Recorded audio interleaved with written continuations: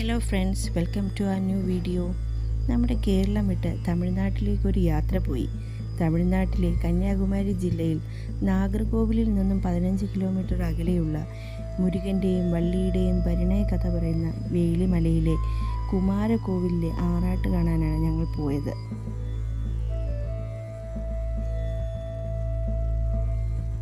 പ്രധാന കവാടം കഴിഞ്ഞ് നമ്മൾ പോകുമ്പോൾ ഇടതുവശത്തായിട്ടൊരു കുളം കാണാം. വളരെ മനോഹരമായിട്ടുള്ളൊരു കാഴ്ചയാണിത്.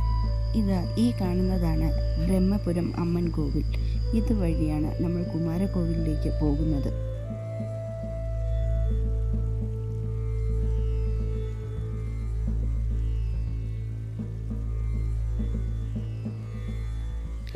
ഇനി നിങ്ങൾ കാണാൻ പോകുന്നത് കണ്ണിനും മനസ്സിനും കുളിർമയേകുന്ന ഒരു മനോഹര കാഴ്ചയാണ്. ഇതാണ് മുരുകൻ്റെയും വള്ളിയുടെയും പരിണയ കഥ പറയുന്ന വേളിമല.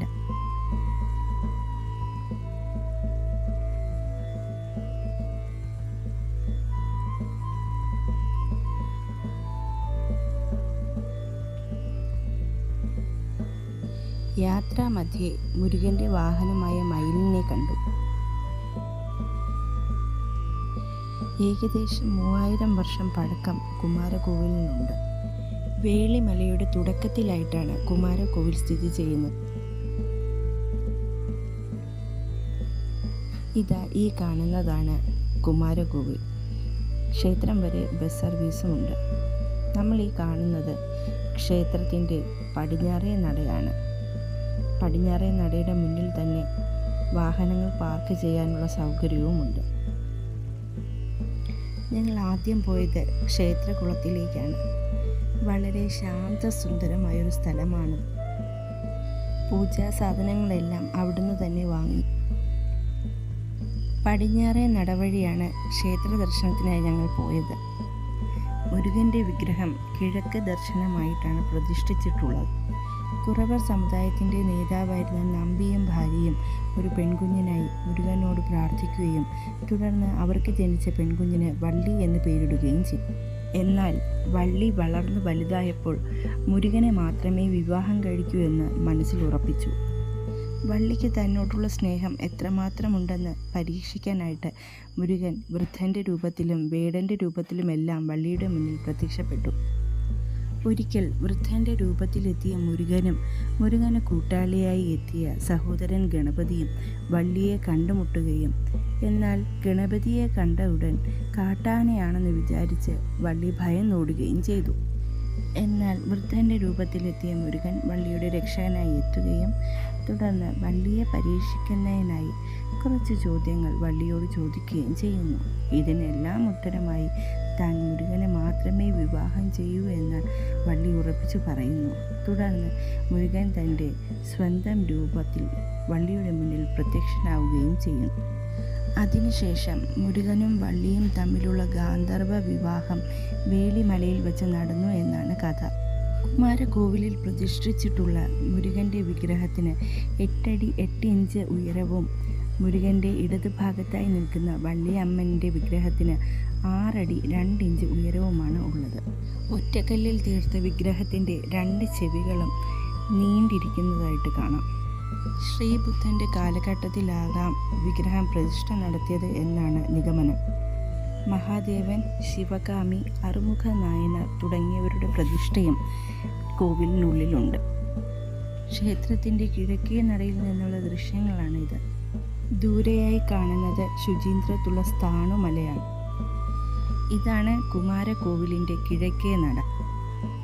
അങ്ങ് ദൂരെ സ്ഥിതി ചെയ്യുന്ന ശുചീന്ദ്രത്തെ സ്ഥാണുമലയ ക്ഷേത്രത്തിൽ കുടികൊള്ളുന്ന തൻ്റെ അച്ഛനായ പരമശിവനെ നോക്കി നിൽക്കുന്ന രീതിയിലാണ് ഇവിടെ മുരുകൻ്റെ പ്രതിഷ്ഠ. പ്രകൃതി എത്ര സുന്ദരിയാണെന്ന് ഈ ഒരൊറ്റ കാഴ്ചയിലൂടെ തന്നെ നമുക്ക് മനസ്സിലാകും. ഈ കിഴക്കേ നടയിൽ 40ഓളം പടികൾ നിങ്ങൾക്ക് കാണാൻ കഴിയും. പടിഞ്ഞാറേ നടയിലൂടെ ക്ഷേത്ര ദർശനത്തിന് കയറി കിഴക്കേ നടയിലൂടെ തിരികെ ഞങ്ങൾ ഇറങ്ങി. ക്ഷേത്രത്തിന് തൊട്ടരികിലായി തന്നെ വാനര സംഘത്തെയും കണ്ടു.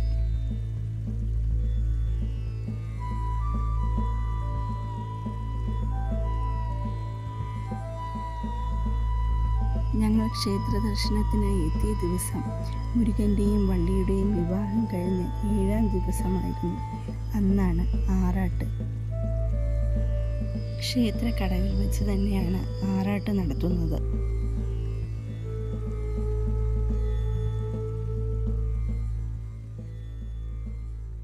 മുരുകൻ്റെയും വള്ളിയമ്മയുടെയും ആറാട്ട് ചടങ്ങാണിത്.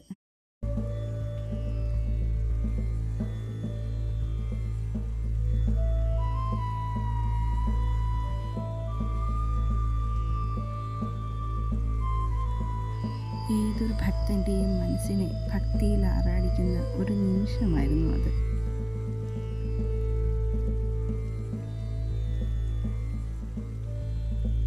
ഇതാണ് മുരുകൻ്റെയും വള്ളിയമ്മയുടെയും പുറത്തെഴുന്നള്ളിപ്പിന് ഉള്ള വിഗ്രഹം.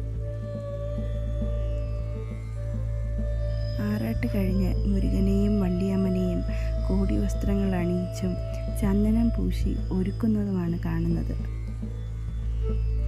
ഈ ചടങ്ങിനെല്ലാം സാക്ഷിയാകാൻ ഒത്തിരി ആളുകൾ ക്ഷേത്രക്കടവിലുണ്ടായിരുന്നു.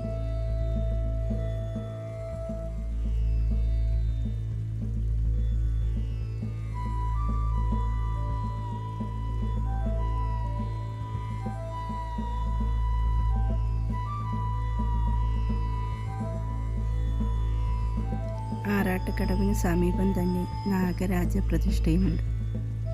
ആറാട്ട് ചടങ്ങ് കണ്ടതിന് ശേഷം ഞങ്ങൾ അവിടെ നിന്നും തിരിച്ചു. ഈ വീഡിയോ ഇഷ്ടപ്പെട്ടെങ്കിൽ ലൈക്ക് ചെയ്യുക, സബ്സ്ക്രൈബ് ചെയ്യുക.